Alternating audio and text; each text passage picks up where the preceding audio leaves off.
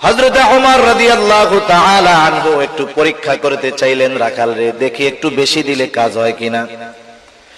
রাখাল রে এবার ওমর রাদিয়াল্লাহু তাআলা আনহু বলতেছে, ও রাখাল, আমি তোমার কাছে একটা প্রস্তাব দেই, তুমি একটা কাজ করো, একটা দুধওয়ালা ছাগি আমাদেরকে দিয়ে দাও, বিনিময়ে আমরা তোমাকে তার মূল্য দিয়ে দিব।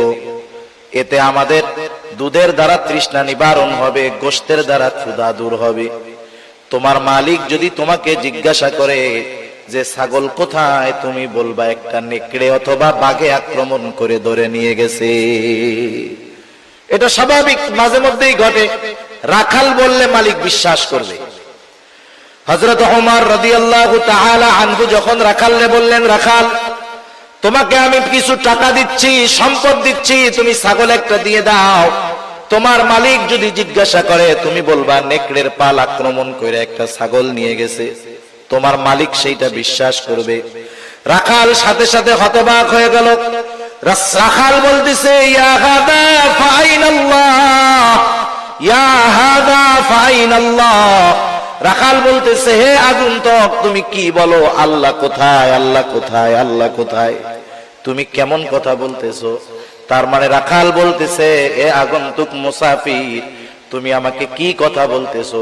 হয়তো আমার মালিক আমার কথা বিশ্বাস করবে, মালিককে হয়তো আমি ফাঁকি দিতে পারবো, কিন্তু আমার আল্লাহকে তো ফাঁকি দেওয়া সম্ভব নয়।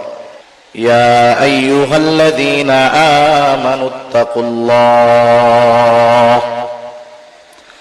হাক্কা তুকাতিহি ওয়া লা তামুতুন্না ইল্লা ওয়া আনতুম মুসলিমুন।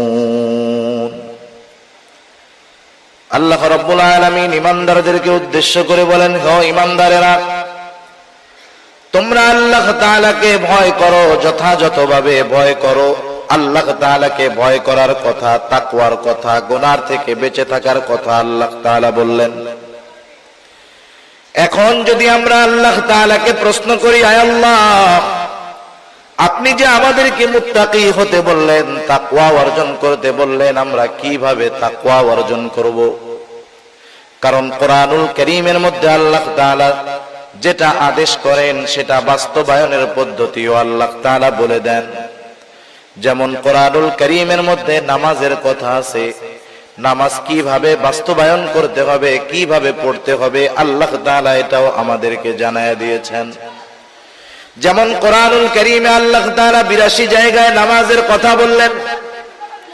এখন যদি আমরা প্রশ্ন করি নামাজ আমরা কিভাবে পড়বো, আল্লাহ তাআলা